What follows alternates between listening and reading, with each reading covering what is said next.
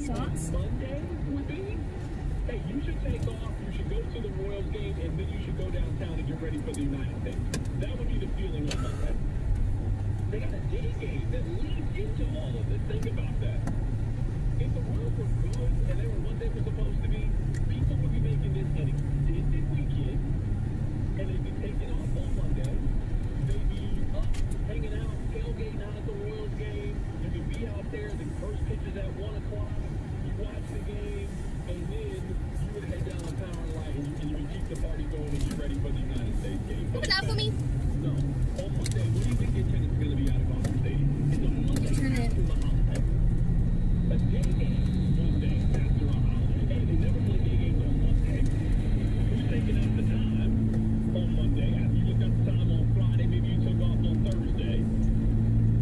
They might get 11,000 people out there on Monday for their game against the Phillies. I was going to ask, I don't know if I think it's right 10.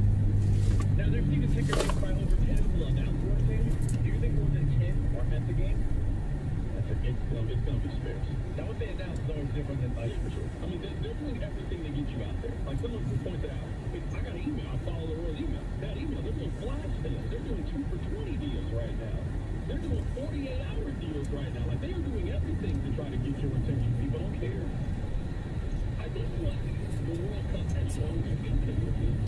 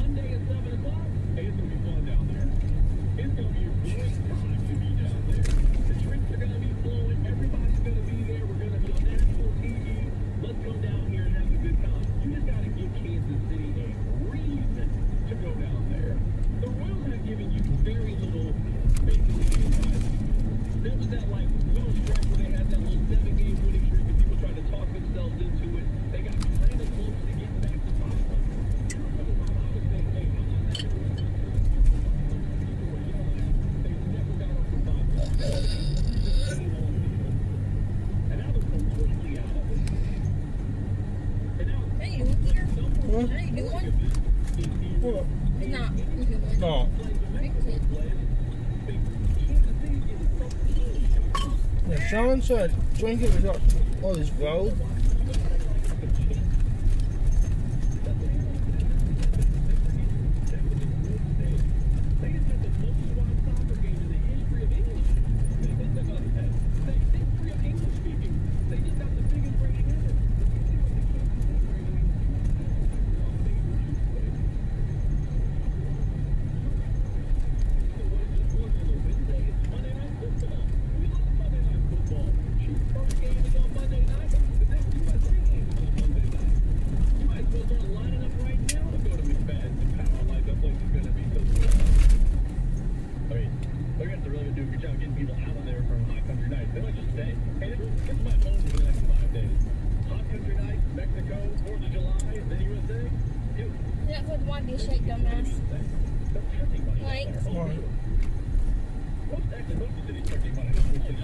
It's right a second. Is it?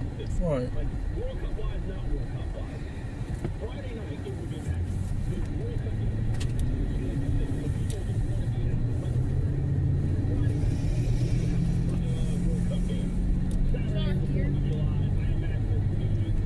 It's small. Where's your phone? You want to charge? What? You've seen the videos. Powerline will be packed. FanFest will be packed. United States plays on Monday. Also, Powerline will be packed. FanFest will be packed. Downtown will be buzzing over the next 4 or 5 days. Where are the rest of that? Over there in Raytown, playing for 11 people. I'm sure it'll be fun for those. All right, Rob, how are their fans at Raytown?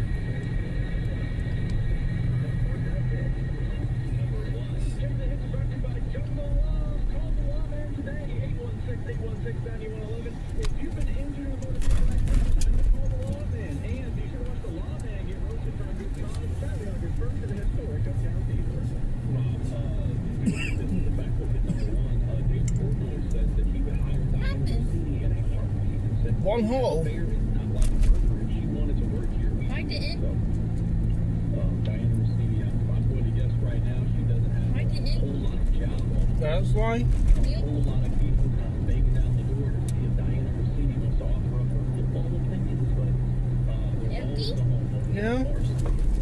Have you seen how I didn't follow the saga? Where are you going? Now you're gonna be it all day. A ding? Ding, ding, ding. I'm not shocked that no Patriot fan Dave Portnoy is offering her a job because he doesn't care. He likes the Patriots. So he does. Yeah, just want to pass that information too that Barcelona said that Diana Rossini is very much welcome there. I think it had, where we did that draft and where she goes next, I think it had. I think they're around Cape Worth by far and away the number one possibility that they had. Excuse me. I think it was close between the two. I think she's going to work for CBS. She's going to work for NBC. You see Diana Rossini on Football Night in America. I can't see that for Diana Rossini. Get back home and go down to the basement and check the fuse to see if maybe it's something popped. I got an inside report here. I told her when I get back home, I'm gonna go down to the basement and check the fuses and see if there's anything that popped. Could be just be a bad fuse in your bedroom. Okay? Now you're on his whim. Huh? His whim.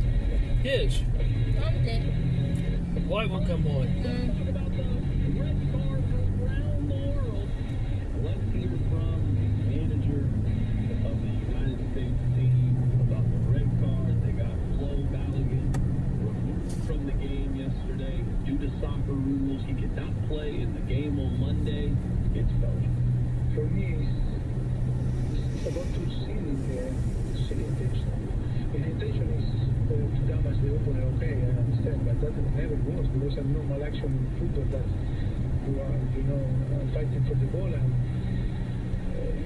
your feet line, That was Yours now? a little bit tough, the scene to watch, but I think never was intentional. I think for me, that action never was never. So that was the manager of the United States men's team, and he does not believe that should have been a red card. Now, Carrington, who, I mean, I'm a soccer diehard. I really am. I've been watching this World Cup. I'm following this World Cup. He went on this World Cup, so when it comes to this. But when I compare this to other sports, I just think about the threshold. And this play, to me, didn't really meet the threshold that I think you would need in order to have that be the penalty. We're talking about a red card, which in soccer, it's actually one of the more strict penalties in any sport that we follow. So even if Balogun had this happen in the first half of the game, he still would have been out for the remainder of the game and the next game. So if you are an official, you know the power of that red card. And if you play that red card, what it means, we're talking about turning the balance of championships, legacies, a lot of money on the line. So to go from originally on the pitch, this is not called a foul, it's not anything, to then go to it being a red card, and now the United States best player and leading goal scorer is now out for the remainder of this game, which obviously put the U.S. in a little bit of a pickle, but they ended up winning the game 2-0. And now fast forward to, you could maybe argue that Monday is the most important soccer game in the history of American soccer. You can certainly make that argument. It will be the most watched game in American history. So you can make that argument the most important game in U.S. history. And for their best player to be out of it on, I would even call it a 50-50 call. I mean, we got a bunch of audio here. I didn't hear a single person say that they agree with this call or even see the logic in the call. Here's Taylor Twelman. I cannot believe that was a red card. I put it out on social media and I looked at it 20 minutes ago, and obviously it's gross. I just asked Beef a simple question and screenshot Lionel Messi, and then all I said was, well, where was VAR on that? Where was Farley? Ridiculous, right? Exact same place. Look at the ankle. Look at What kind of going for one waist something? What kind of one waist? Because Matthew's actually looking at the player, where Balogun's got his back to the player. And you? And Balogun's trying to play the Are you ball. a strip point? And No. Lionel Messi wasn't. It's truly next level incompetence. For that to be interpreted as a red. Oh, it's idling rough, so I dipped in the pen a couple of times, and it's still idling rough. 2 seconds before that, 2 seconds after. It's nowhere near that. And so that's where the nuance of VAR is really kind of driving me nuts in this tournament. I told you guys repeatedly that replay is negative in sports. Replay does not enhance sports. It doesn't make it better. We will complain with replay. We will complain without replay. All of it does is make sports more complicated and slows it down.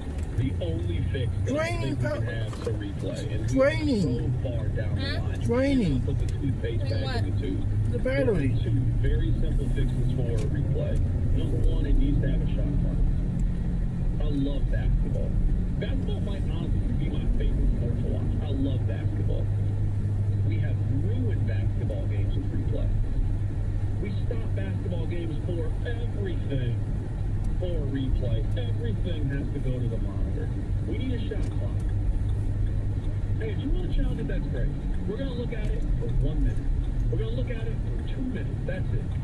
We're not going to keep going back and forth and keep doing all this. No, we've seen all the different angles.